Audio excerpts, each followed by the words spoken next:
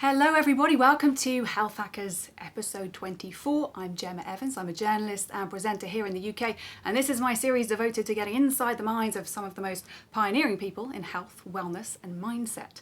My guest today is the internationally best-selling psychological crime fiction author, Sophie Hannah. She's the talented writer behind numerous titles, including the recent Poirot novels, but one of her newest books isn't a crime thriller.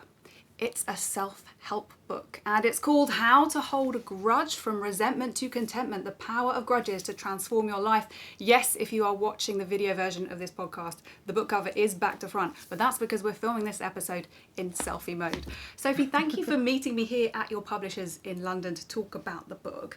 Thank you for having me on. I've been really enjoying it, and one of the first points of interest for me was when you described why you decided to write this book, and it came about because you had this conversation with your sister where you were trying to work out whether or not you were a doormat. Tell us about that. So something had happened, and I can't even remember what at this point, but I was telling my sister about it, and whatever the situation was, I felt that I had behaved like a doormat. I'd agreed to something or let someone trample all over me. And so I said jokingly to my sister, I might write a book one day, a self-help book called How to Be a Doormat. And she said, well, don't do that because you're not a doormat. What you are is someone who holds grudges. And I sort of laughed and said, isn't everyone someone who holds grudges? And she said, well, no, not in quite the way you do. You really, think about your grudges in detail and you seem to enjoy having them. And I realised that that was true. I enjoyed having my grudges and I felt very unwilling to give them up. And whenever I read a self-help book of a sort of traditional kind, and they're usually based in sort of positive thinking, and they usually say, don't hold a grudge because it will only make you feel bitter and make you unhappy and do harm in the world, I would always think, no, that doesn't apply to my grudges. My grudges make me feel great. I enjoy them. There's no negative feelings associated with them at all. I literally just use them as kind of important stories from my life that I want to remember because I can learn from them and be inspired by them and protect myself from further harm. So I'd always read these self-help books and thought, this is a great theory, but I can't do it because I'm not giving up my grudges. So then when my sister said that I was someone who held grudges, I said again frivolously, oh, well, maybe I'll write a self-help book called How to Hold a Grudge. Then I went away and looked on Amazon to see what books there were on the subject of grudges, because I thought it's such a common phenomenon, holding a grudge. Every crime novel, every song, every movie, grudges are everywhere. There must be loads of books about them. There must be books that will look at the subject in psychological detail and explain why some personality types are more likely to hold grudges and others are less likely to. And there was not a single book to be found on the subject of grudges. I mean, there's plenty of books about forgiveness and anger and vaguely related topics, but there was no single book specifically on the subject of grudges. So then I thought, actually, I really am going to write a self-help book called How to Hold a Grudge, in which I can explain why I think grudges are good for us. Well, tell us that now, because in the book, when you get the book, everybody, you will see that Sophie has written about something called the grudge fold path. Yes. And this is a specific technique that you apply to your grudges. Talk us through how that works. So the name, the Grudgefold Path, was kind of inspired by Buddhism, which has the Eightfold Path to Enlightenment. And so the title is slightly tongue-in-cheek. I don't, in all seriousness, expect people to say, I am following the Grudgefold Path. But my technique of how we should approach our grudges does involve writing them down, folding them up. That's where the fold comes from. Okay, so the theory, basically, is that if we think that grudges are a bad thing, which we are conditioned to do, we're all brought up being told that holding a grudge is not nice, forgiving people is nice, and this is what we should all aspire to, and most of us believe it. And so what happens then is that when someone does something grudge-worthy, which people do all the time, other people and we ourselves are not perfect, we all behave badly sometimes, and so grudges are going to crop up often. And when that happens, we will naturally and quite justifiably have some negative feelings. And if we believe we shouldn't hold a grudge, what we'll do is we'll try and repress or deny or invalidate those negative feelings. And other people around us will do the same. Other people will say, don't hold a grudge, it'll only make you feel bad, forgive them and move on. And in a funny sort of way, although everyone who says that means well, what happens is that then the negative feelings, which are unavoidable and completely natural, will kind of become defensive and think, well, hang on a second, I have every right to be here. I am anger and I'm here for a good reason. Don't tell me I shouldn't be here. And then your anger gets kind of stronger, even if you really try to repress it and pretend you're not angry and pretend you've moved on and forgiven. That anger has not been processed, it's been pushed down and denied and invalidated, and actually that strengthens it. And then you might end up in a situation where you're pretending that you've forgiven someone and you've got all these lovely peaceful thoughts, and then one day you're in the supermarket and a complete stranger walks a little bit too close to you and you find yourself ramming your trolley into them, going, get out of my way. And that happens all the time, doesn't it? You know, people in public situations suddenly explode with inappropriate levels of rage. So I believe that we should adopt precisely the opposite approach. We accept that people are going to do things which we feel are grudge-worthy. When those things happen, we're going to have negative feelings about them. And instead of thinking, must forgive, must move on, we first need to give ourselves permission to feel whatever it is we feel. So we think, okay, that was grudge-worthy. I'm going to hold a grudge about that. And what that means is telling yourself or writing down the story of what happened, identifying the lessons you can learn from that, categorising the grudge, grading the grudge. I've got in the book, there's a whole explanation of how to categorise and grade your grudge, how to check whether it's a valid grudge, all the steps you need to go through. So making a list of lessons you can learn, how you've benefited from having that grudge in your life or might benefit from it.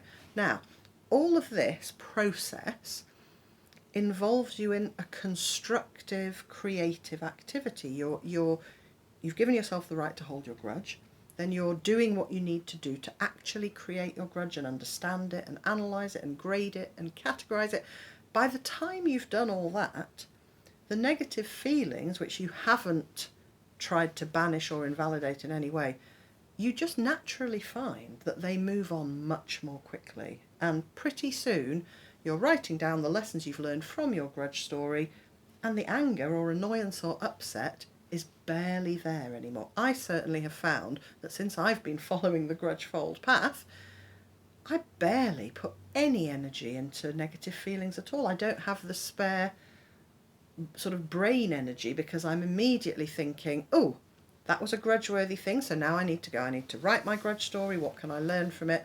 And it really does work incredibly well. And the first step to getting onto the grudge fold path is to realise that, contrary to what every dictionary says, a grudge is not the negative feelings. So the negative feelings are just feelings that you have when the grudge sparking incident occurs, and they might stay a long time or a short time. The grudge itself is not those feelings, and the feelings can pass almost immediately or after a couple of weeks, and you can still have your grudge story, which has, continued relevance and significance in your life. And so most of my grudge stories that I've included in the book have no negativity associated with them anymore. They're just stories I enjoy because they are the emotional and psychological landmarks. Well, I'm amazed at that, because some of those stories in the book really riled me and made me angry.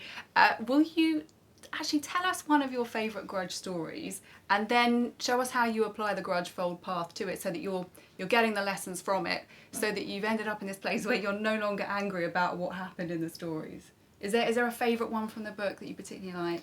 I mean, the ones that are in the book are all of my favourites. So as well as a self-help book, this book is a sort of anthology of my personal favourite grudge stories, and also the most significant ones, the ones that I've learnt most from.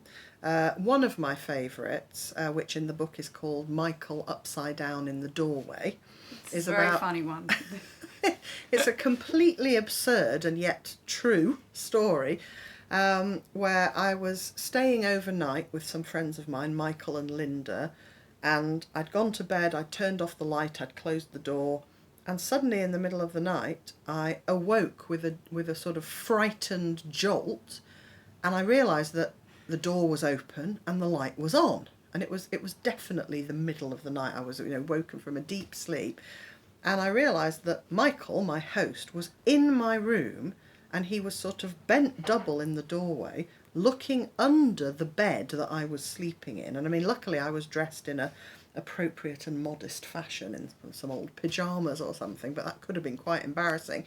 But he was looking under the bed, and I kind of went, what time is it? And he sort of said, oh, well, it's 3 a.m, sorry to wake you up, but I'm looking for the dog. And then as he was saying that, his wife, Linda, shouted out, oh, it's okay, Michael, the dog's in here.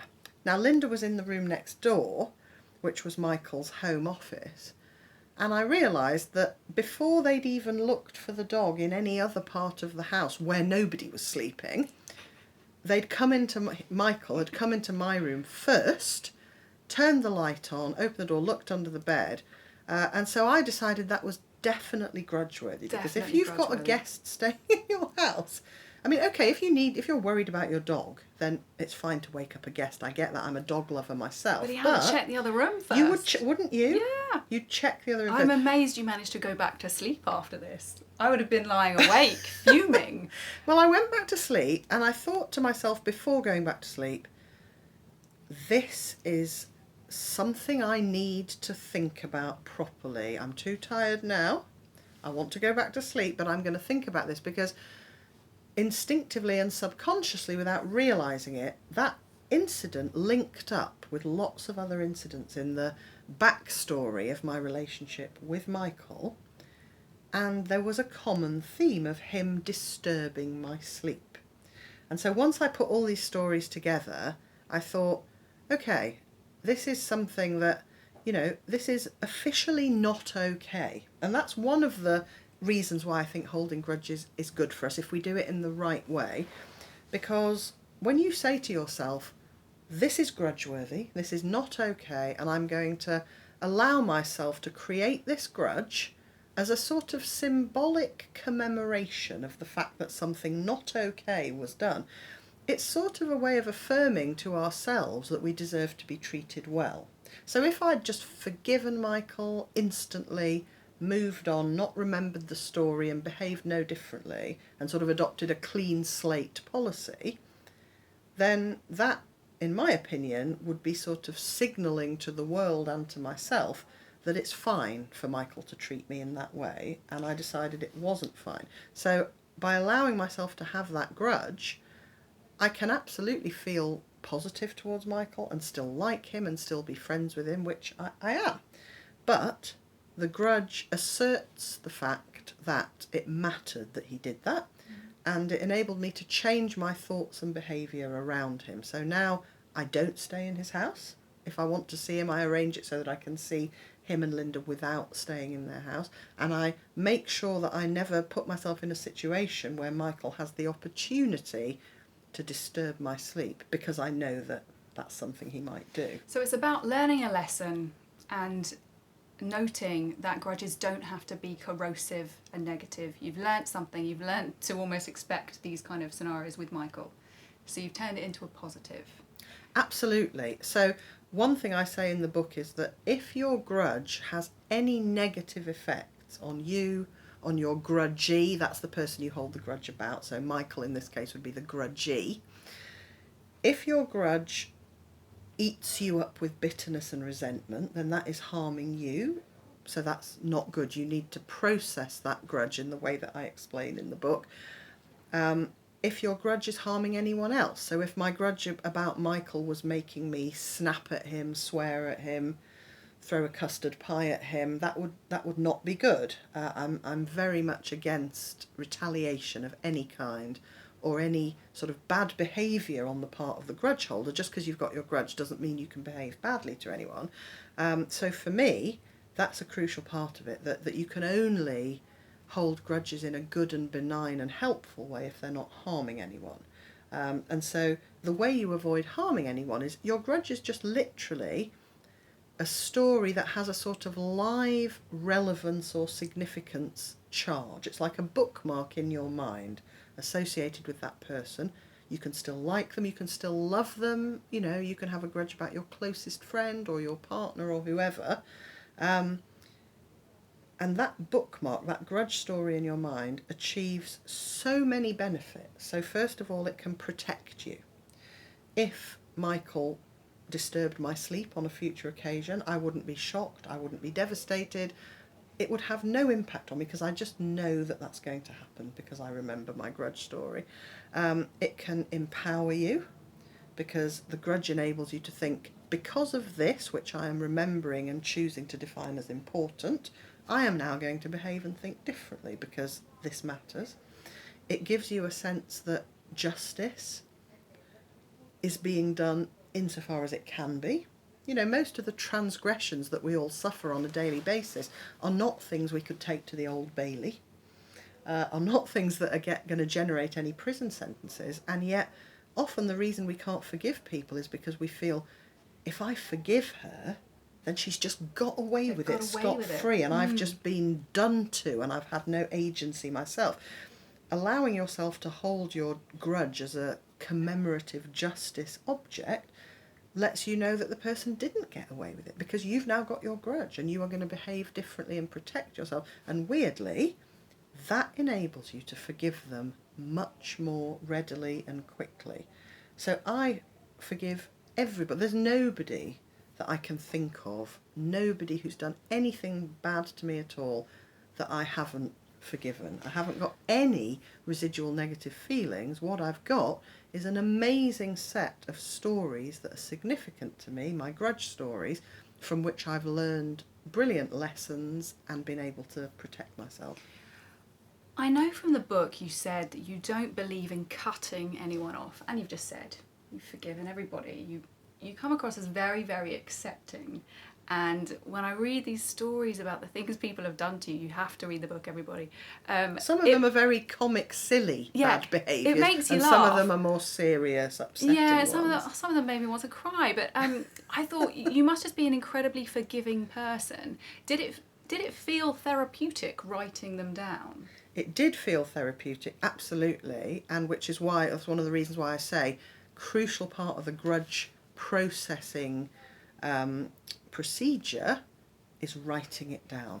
The minute you write something down, and this is almost so obvious, I probably don't need to say it, but I think it does need saying because this is what's important about it.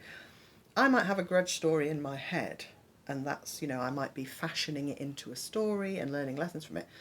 But there's something about actually writing it down and analysing it on paper and making a list of what you've learned from it on paper or on a computer, which is even more beneficial than just doing it in your head. So if you can actually do it on paper, it's even better because what that does is, in a very real and sort of factual way, gets the grudge out of you and onto the paper. So then it's an object that's not in you, it's an object that's next to you. It makes a difference. It's like, there's my grudge. It doesn't need to be part of me. It's a story, I've written it down, and it helps to give you a bit of objective distance and that sort of sense that it's an object in its own right. So that's very important. But in terms of being forgiving, one of the chapters in the book is about what kind of person is more likely to hold grudges. And certainly for me, this may not be true of other people who hold grudges, but one of the reasons I am so keen on holding grudges and always have is that I fear that I'm a too forgiving person. There are people still in my life who, if they'd done what they've done to me to almost anyone else I know, they would have kind of thought, okay, that's enough having you in my life. I don't like, it's not that I think it's wrong to cut people off, I would never say that, but for me, it doesn't feel like something I want to do if I can possibly avoid it. For me, it feels that there's something pessimistic and destructive and overly dramatic about saying, you are dead to me. I will no longer ever And see you. sometimes cutting someone off leads to further confrontation, because if you've got mutual friends, you've suddenly got the politics of people getting in touch with you. Why won't you speak to such and such? And I hate confrontation. And it kind of whips up a whole load of new grudges, because then you're annoyed at person A, B and C for potentially getting involved in your decision to cut someone off. It's certainly something that all mutual acquaintances would then take a position on, and you'd probably have people lobbying you to uncut them off, to, reverse your decision. None of that is why I don't like it as a policy. The reason I don't like cutting people off personally is I never instinctively want to do it. I just don't want to. If someone has done something really wrong and damaging to me, what I want to do is change my thoughts and behaviour so that I can protect myself in future, acknowledge that what they did was wrong in a way that makes me feel that I haven't kind of tried to sugarcoat it or sweep it under the carpet. And once I've done that and I've got my grudge, that feels like I've done enough of a thing, that I've made it clear that I don't accept the behaviour, but it enables it. Here's the other great thing about grudges, and I've only just thought of this now. I keep thinking of new benefits. Holding grudges in the way I'm suggesting enables you to reject a behaviour or a treatment of yourself or someone else without necessarily rejecting the person. Mm-hmm. And I feel that is really important, because we all make mistakes. We all probably do hurtful and suboptimal things to other people. Yeah, the book actually also made me look back and think, I must have offended people somewhere at some time and not known. Yeah, we all have. And one of the things I say in the chapter called How to Be a Responsible Grudge Holder is think about who might have grudges about you. Are any of them ones where you think, yeah, actually I did do something wrong? And if so, can you say sorry still? Is there anything you can do to sort of make it better? But yeah, I don't want to be rejecting people because they've done something wrong or bad, because that to me is just like the death of hope. I always want to be able to think, whatever you've done in the past, I'm always going to treat you like someone who might do something nice. And often that works. Some of the people that I have continuing close relationships with, despite the fact that they might have done this, that or the other that really upset me in the past, often, that relationship goes on to be better and things improve, and I would have actually lost something that I didn't want to lose if I'd just said, you never quite forget it. But yeah, I can imagine. I mean, I know I'm still friends with people who have really offended me and hurt me in the past, but I think in a kind of grudge-fold path way, I've learnt not to be surprised if it happens again or something similar happens.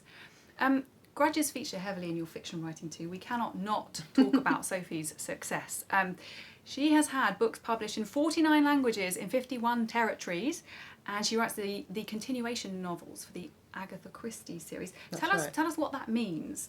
What that means is that I write novels featuring Hercule Poirot, who is Agatha Christie's famous Belgian detective, star of Murder on the Orient Express and many other books. Mm-hmm. And in 2014, I was asked by Agatha Christie's family and estate and publishers to write a new Poirot novel, which is something they hadn't done before, but they wanted to have a continuation novel starring Poirot.